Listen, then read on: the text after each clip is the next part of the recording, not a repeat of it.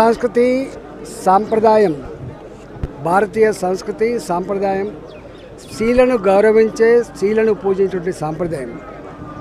ఏ వ్యవస్థలో, ఏ దేశంలో అయితే స్త్రీలు పూజించబడతారో, గౌరవించబడతారో ఆ దేశం చల్లగా ఉండేటువంటి సాంప్రదాయం ఉన్న దేశం ఈ దేశం.